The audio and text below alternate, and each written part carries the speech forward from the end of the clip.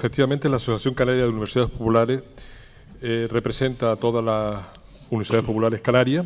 Es un proyecto, igual que las mismas universidades populares, es un proyecto de desarrollo cultural y social en el ámbito regional, insular y local, dirigido a promover la participación social y la educación continua y permanente para mejorar la calidad de vida de los ciudadanos a través de programas de intervención globales y específicos.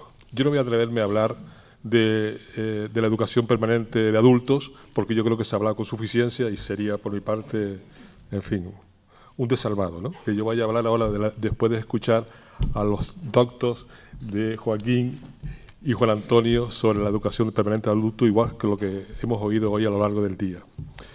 La Asociación Canaria de Universidades Populares se creó en el año 1997 y ahora mismo pues son 24 universidades populares, unos 170 profesores monitores que están trabajando en las mismas, realizan más de 180 programas de formación permanente y participación ciudadana, respondiendo así a las necesidades de los ciudadanos y ciudadanas de nuestro ámbito de actuación, ¿no? Pasando el año anterior por nuestras aulas y centros, más de cerca de 16.000 participantes directos. Programas formativos como peluquería, dibujo, pintura, fotografía, guitarra española y eléctrica, diseño de moda, canto, fomento y uso de las nuevas tecnologías, joyería creativa, restauración, bricolaje, madera, manualidades, en fin, etcétera, ¿no? Es casi interminable la programación que tienen las universidades populares, que son todas autónomas. Cada una desarrolla la programación según la demanda ciudadana. Desgraciadamente, si bien las universidades populares históricamente pertenecen al pueblo, también sigue perteneciendo al pueblo, pero menos, porque todas dependen de una iniciativa municipal. Las universidades populares existen por acuerdo plenario de cada ayuntamiento. No es una iniciativa del concejal o del alcalde de turno, es acuerdo plenario. Todas han sido fundadas por acuerdo plenario. Ahora mismo en Gran Canaria hay 18 universidades populares, faltan 3 para la totalidad, que pronto también la tendrán esos municipios. En Tenerife son algo menos, somos 4, pero estoy seguro que a partir de esta jornada van a ser también otras tantas, ¿no? Como he dicho, todas pertenecen a los ayuntamientos, ponen la infraestructura, la infraestructura me refiero física, las aulas, también pagan la luz, le pagan también la publicidad, la limpieza y la administración de esas propias universidades populares. Son semipopulares, son semipopulares, pero sí, sin embargo tiene una base la misma de siempre, que es hacer ciudadanía. Las universidades populares no son escuelas baratas, tampoco son lugares para el ocio y el tiempo libre. Son escuelas de ciudadanía. El monitor, los profesores que están trabajando en las universidades populares necesariamente tienen que hacer un curso de formación de formadores. Se convierte así también en animadores socioculturales. Tenemos casos de gente que ha estudiado, son licenciadas en pedagogía y han hecho gustosamente los cursos estos para la educación de adultos, que es algo diferente, ¿no? En el transcurso de este año, como he dicho, posiblemente por los contactos que hemos hecho, ahora mismo se pondrán en marcha aquí otras 10 universidades populares en Tenerife y otras 6 más entre Lanzarote y Fuerteventura. El objetivo es llegar al final del año 2013 con el 83% de los municipios canarios con universidad popular. En cuanto a los usuarios, a mí me cuesta decir alumnos, los usuarios, los ciudadanos que participan en este proyecto, el 86% de los participantes son mayores de 55 años y el 78% son mujeres, de ese 85%. Tenemos varios proyectos para rebajar la edad. Proyecto, por ejemplo, uno, que es muy ambicioso, que se trata nada más y nada menos que crear desde Canarias la Universidad Popular Europea. Nosotros que somos el sur-sur, la ultraperiferia de Europa, que estamos reclamando continuamente a Europa, ayúdenos por favor, que somos la ultraperiferia, esta vez no. Esta vez le ofrecemos a Europa, a los otros puntos cardinales, un proyecto que es la creación de la Universidad Popular Europea. Tenemos ya muy avanzado el proyecto, gracias a un convenio con la Fundación Europea para la Información, que podemos disponer de una plataforma digital muy importante. Tenemos ya 8 socios de otros tantos países dedicados, esos socios, a la educación permanente de adultos. Y queremos, a través de esa plataforma, no solamente tener unos contactos con otros ciudadanos de otros países, de otra cultura, que nos parece muy importante, sino que sea permanente, que no es un tema institucional, sino de seguir creando ciudadanía. Y desde Canarias, es un poco ambicioso el tema, pero ¿por qué no?, crear también, ayudar a comprender y a ser ciudadanos europeos. Se trata de tener a través de la plataforma esta, una televisión digital y también una revista, más que un periódico, una revista semanal, pero hecha por los ciudadanos. Y no se trata de suplir a los profesionales de la información, a los periodistas, sino crear nuestras propias noticias y crear nuestros propios reportajes, guiados por profesionales. Esto se va a poner en marcha en el transcurso de este año. No tenemos la fecha exacta, pero en el transcurso de este año se pondrá en marcha. Y otra cosa que esa misma plataforma va a permitir, como dijo Juan Antonio antes, la administración de todas las universidades populares. Absolutamente toda la administración. Eso vamos a favorecer mucho el trabajo de los funcionarios, que normalmente de los ayuntamientos se dedica no solamente a la Universidad Popular, sino a otros temas de cultura o de educación. Por cierto, las universidades populares dependen en distintos ayuntamientos, distintas concejalías. En algunas depende de la Concejalía de Educación, otra de Cultura, incluso otra de Servicios Sociales. Hemos intentado y hemos conseguido que algunos ayuntamientos, en las últimas elecciones, creen la propia Concejalía de la Universidad Popular, porque es necesario que se visualice, ¿no?, y que tenga un responsable claro político. Pero te aseguro, Juan Antonio, que el criterio que existe en la práctica diaria de las aulas, del trabajo diario de los usuarios, sigue la misma base esa de siempre. El crear ciudadanía, el crear crítica sobre todo lo que le rodea. Por eso el profesor no es profesor de guitarra o de informática, es algo más. Ese plus más que exige a todos los usuarios de las universidades populares. Ante el trasfondo y de la urgente necesidad de emprender reformas, por una parte, y ahora vamos a hablar de la crisis, sería absurdo no hablar de la crisis hoy en día, ¿no?, y en cualquier foro, en cualquier sitio, tenemos que hablar de la crisis. No existe otra cosa en el mundo, ni existirá, que no sea crisis, por lo visto, ¿no? Por una parte, de la crítica situación financiera del sector público. El discurso político-administrativo sobre las tareas primordiales de las administraciones municipales ha ido cobrando cada vez mayor intensidad. La dimensión municipal y el carácter plural son elementos importantes de la responsabilidad pública en la formación continua. Una responsabilidad municipal que se oriente por el modelo de libre mercado o de garantía no podía ofrecer estructuras sostenibles, porque no estarían considerados aspectos centrales como, por ejemplo, la cobertura geográfica, la igualdad de oportunidades y las posibilidades de iniciativa municipal. Imagínense que un ayuntamiento dice, no podemos hacer nada. Normalmente, cuando hay crisis, pues se recorta en temas de cultura, de educación, y igual tiene su lógica, ¿no? Me refiero al ayuntamiento porque hay otras prioridades para atender a la ciudadanía. Vale. Y con esa excusa igual se contrata una empresa para hacer cosas, para hacer esas actividades. Yo le llamo cosas a esas actividades. A poner en marcha unas escuelas baratas que hacen competencia muchas veces con algunos gente joven que termina su licenciatura, está en su ciudad, en su pueblo, y no hay forma de trabajar, no encuentro salida.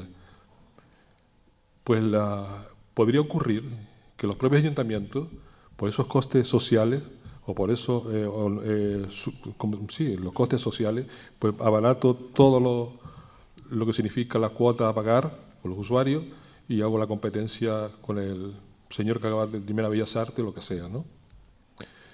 Bueno, pues las universidades populares lo que estamos haciendo es precisamente contratar a esas personas. Es un vivero de trabajo ahora mismo en las universidades populares.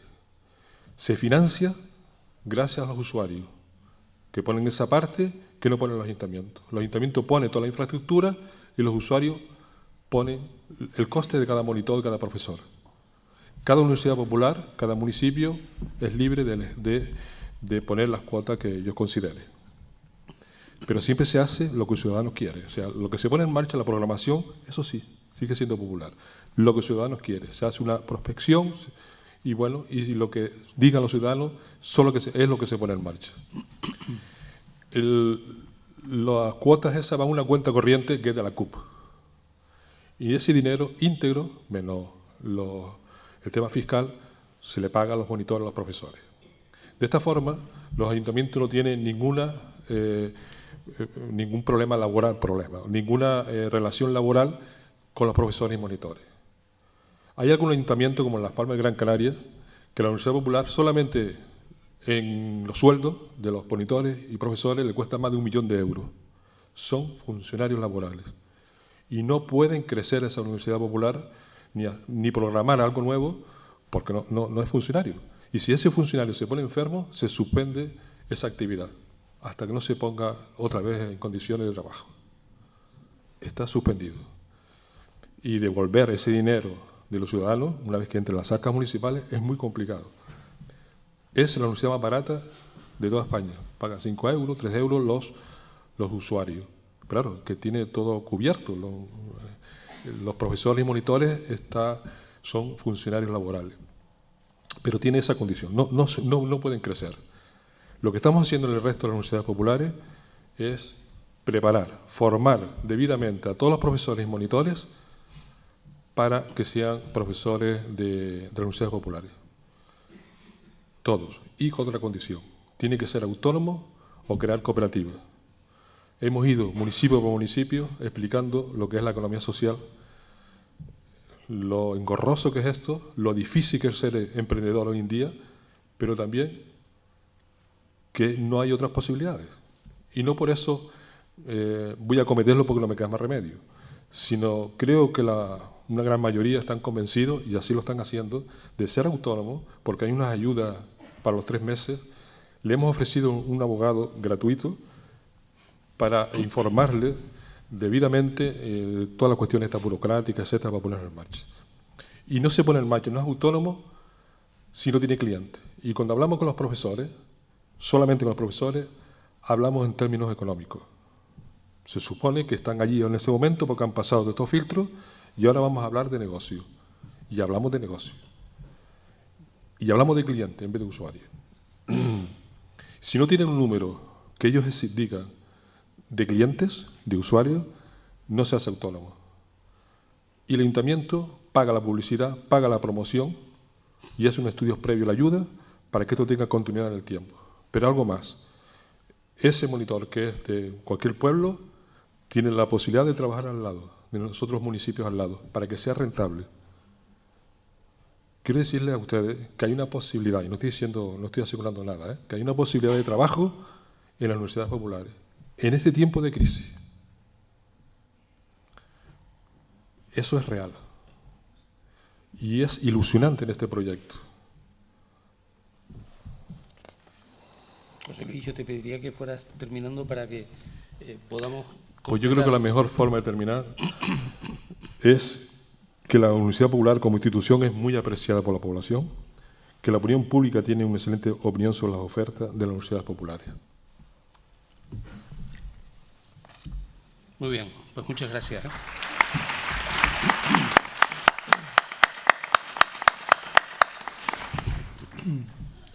Antonio, ¿quién quieren aportar alguna idea más?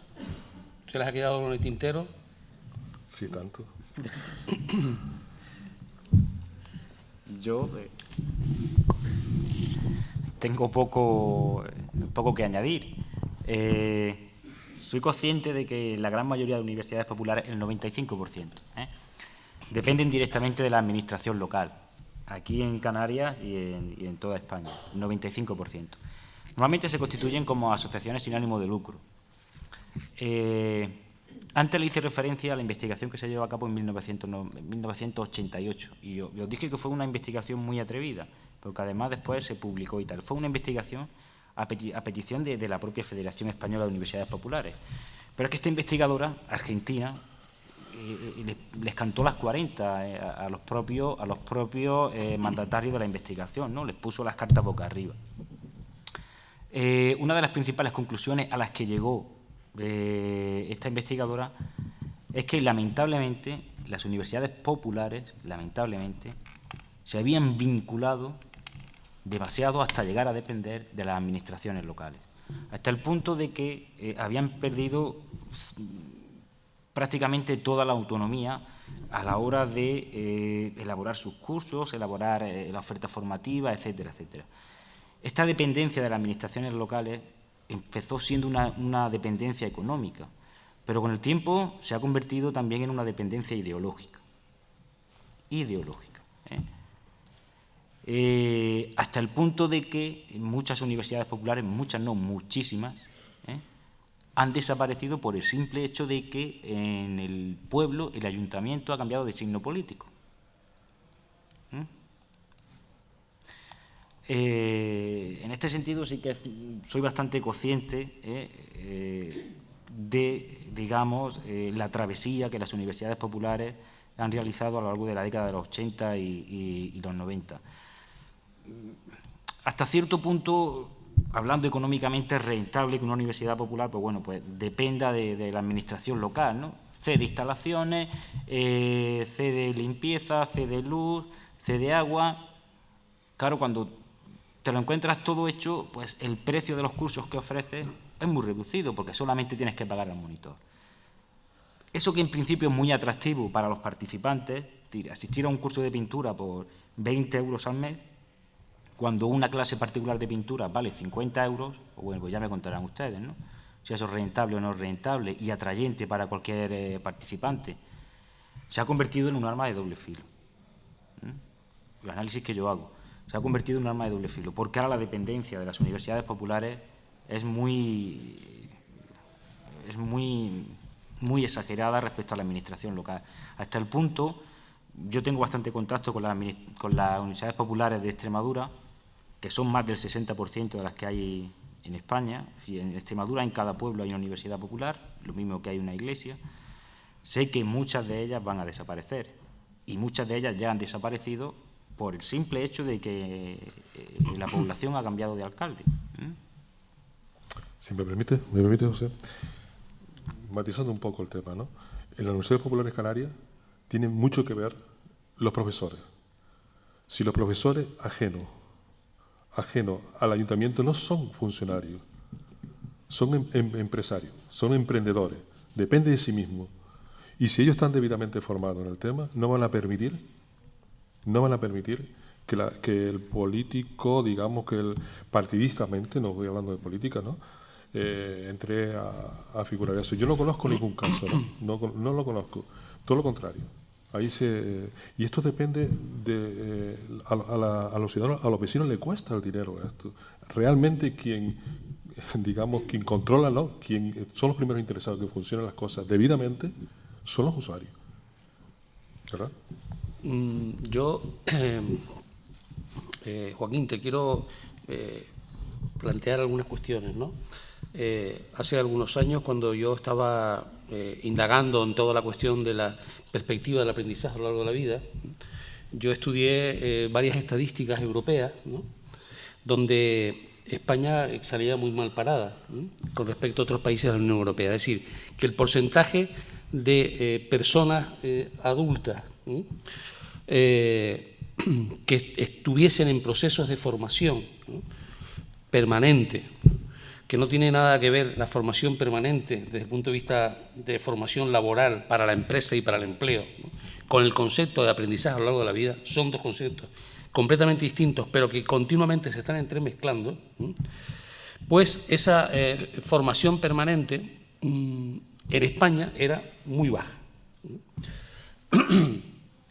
O sea que ya el punto de partida, en general, de formación de la masa profesional laboral española, ¿no? Durante el tiempo que está trabajando las empresas, etcétera, etcétera, etcétera, e incluso la oferta de formación para parados, ¿no? pues es de las más bajas de Europa. Es de las más bajas de Europa.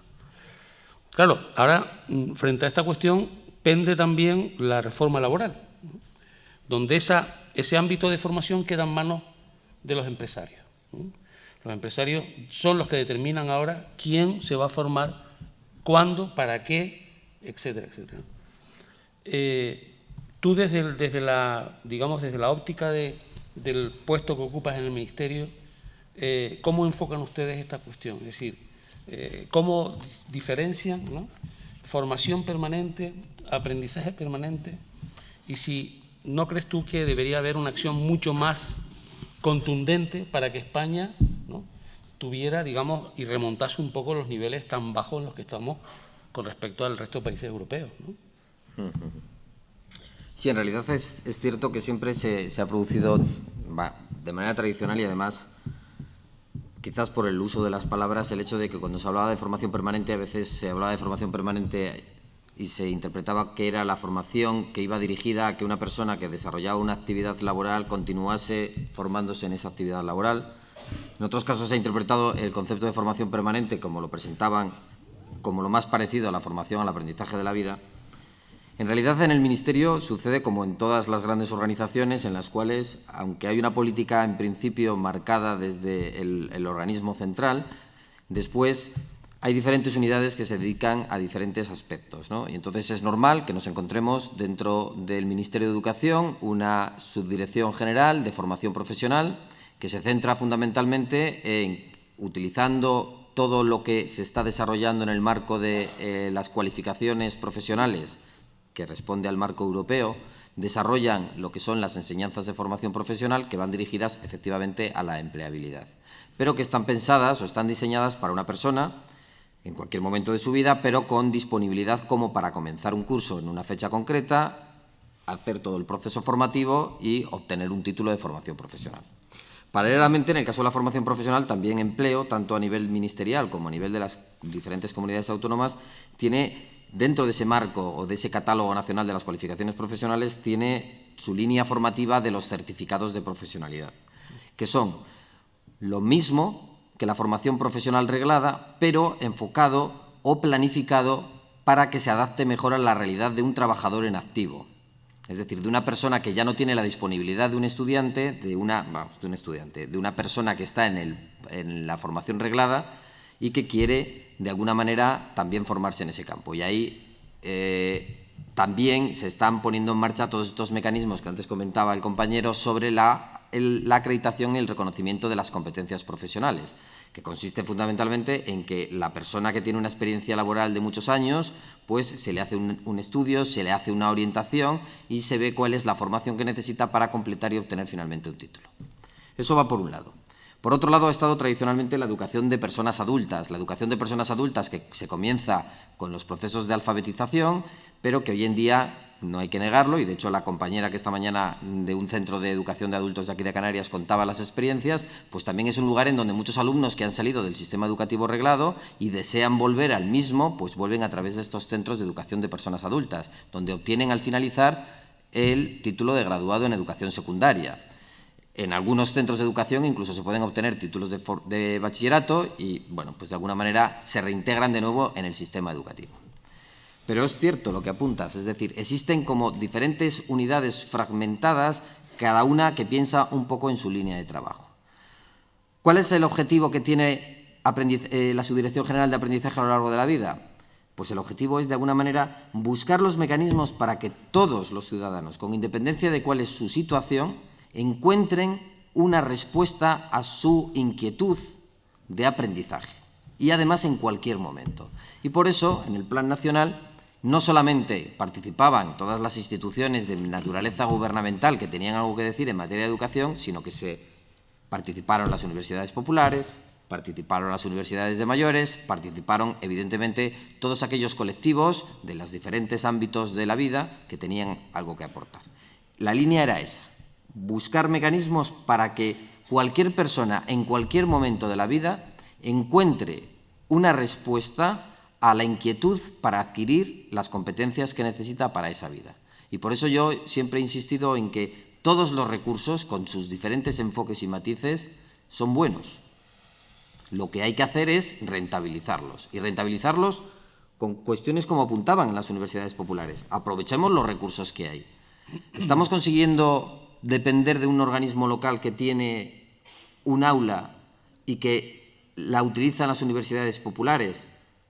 Es que eso es un aprovechamiento de los recursos. Entonces, la idea es buscar para que las decisiones de carácter político no puedan poner en peligro iniciativas que funcionan. Fundamentalmente sería esa la idea. Bueno, pues les corresponde a ustedes ahora plantear lo que quieran plantear.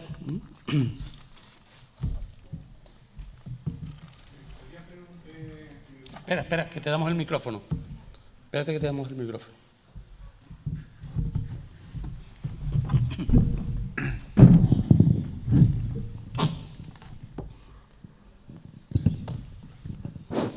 Me gustaría preguntarle a los señores ponentes por qué razón. Se puede observar desde el patio de butacas que hay 4 ponentes detrás de ustedes que también se pueden ver desde aquí, y uno es la Universidad de La Laguna, la Universidad de Mayores, al representante del Ministerio de Educación, a un representante de la Universidad de Granada y al representante de las Universidades Populares de Canarias. Creo que lo he dicho bien. La pregunta es, señores, ¿por qué razón no se integran ustedes, como estamos integrados en el patio de butacas, en una sola organización dependiente de la universidad correspondiente de la provincia o autonomía que corresponda? Muchas gracias.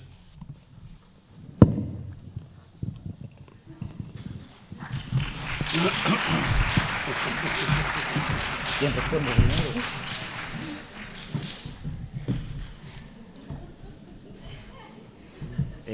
Yo creo que en cierta medida el compañero ya ha dado respuesta a la pregunta que plantea. Es decir, cuando el servicio que se ofrece se pretende que sea un servicio para que cualquier tipo de persona, a cualquier edad, pueda acceder a él en condiciones de igualdad, para adquirir cierto tipo de competencias que después le sirvan para salir al mercado de trabajo o a la vida normal y corriente y pueda desempeñar esas competencias, pues evidentemente la oferta tiene que ser muy amplia para atender la demanda. Eso por un lado. Por otro lado, es evidente que vivimos en un mundo globalizado. Y hoy en día se nos pide a cualquier tipo de institución que demos respuestas personalizadas. Dar respuestas personalizadas en un mundo globalizado es bastante complejo, es bastante complicado. Te puedo poner miles de ejemplos, ¿no? Uno de ellos, ahora cuando hablamos de educación infantil, educación primaria, secundaria, bachillerato, ¿no? Educación obligatoria en España, infantil no, pero bueno, la educación obligatoria, pues estamos dentro de un paradigma que los teóricos llamamos la escuela para todos.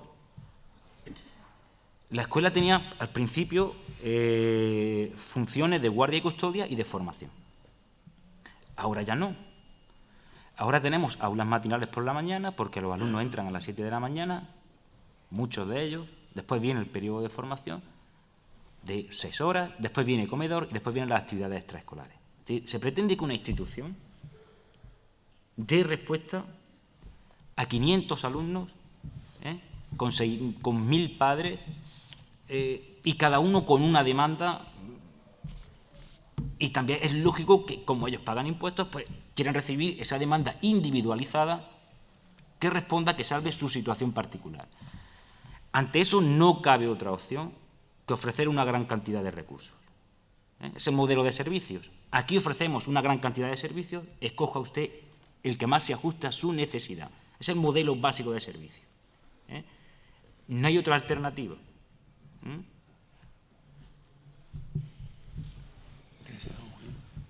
Bueno, yo como representante del Ministerio de Educación creo que es importante aprovechar los recursos y que es cierto que vivimos en un estado de autonomías donde ha habido unos procesos de transferencias cuyo objetivo de alguna manera era acercarse al ciudadano.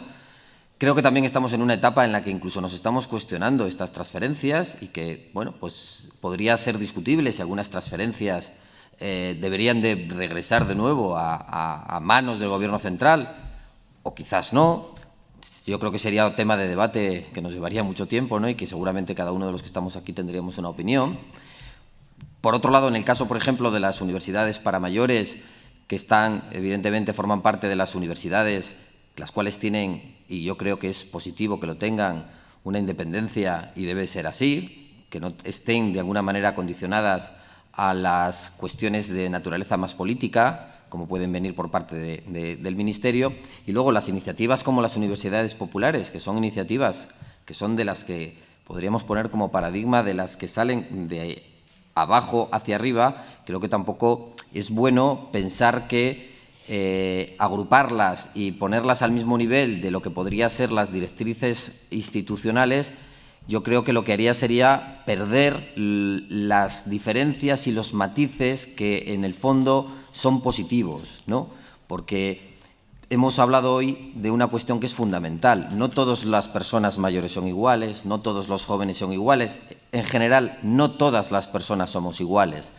Y además yo creo que, aunque pueda parecer que todas ofrecemos lo mismo, luego creo que hay matices muy importantes, ¿no? En el que seguramente si analizásemos, y cada uno de mis compañeros lo conocerá mejor, los programas formativos, las características de las personas que acuden a estos programas formativos, nos podemos encontrar con que, de una manera voluntaria, cada uno ha ido escogiendo aquello que respondía mejor a su panorama. Pero sí que estoy de acuerdo con usted en el sentido de que sí que tendríamos que hacer un esfuerzo para intentar rentabilizar los recursos. Y allí donde hay una universidad popular utilizando unos recursos materiales de un ayuntamiento, puede coexistir un modelo de otra institución, pues yo creo que sería positivo. Sería positivo porque adquiriría, digamos, muchísima más entidad la propia iniciativa, sin perder los matices de cada una y rentabilizando recursos. Sí, pero antes habrá que arreglar la casa, y me refiero a los ayuntamientos. Ahora mismo existe, la mayoría de los ayuntamientos, competencias de las distintas concejalías. Ni siquiera son, en la mayoría de los ayuntamientos, capaces de coordinarse entre sí. Un ejemplo, que es cierto, lo que voy a comentar. En el mismo edificio, una concejalía en la parte baja está haciendo la actividad pintura, concretamente pintura. Y en la parte de ese mismo edificio, en la primera planta, otra concejalía está haciendo la misma actividad con otros distintos monitores, buscando la rentabilidad política personal en ese momento. La Universidad Popular lo que intenta, y eso es lo que se está consiguiendo en los ayuntamientos donde está la Universidad Popular, es coordinar todas esas actividades. Todas esas actividades podrían ser Universidad Popular. Entonces lo que se hace, programas trimestrales, no hay competencia entre ellos, figura la Concejalía de la Mujer haciendo esta actividad, o Concejalía de Servicios Sociales, dentro de la programación de la Universidad Popular, buscando también las rentabilidades, y en esto, y sobre todo en temas económicos, porque es la misma publicidad y se coordinan mucho mejor las cosas. Por cierto, y disculpe, José, no solamente los recursos de las aulas propias de la Universidad, de los ayuntamientos se celebran o se realizan las actividades de las universidades populares, también en otros sitios, incluso en una asociación de vecinos. Es acercar lo que vecinos han propuesto que hagamos, se acerca y se hace allí. Muy bien, pues para no retrasarnos más en el acto de clausura, si les parece, les damos un aplauso a los intervinientes.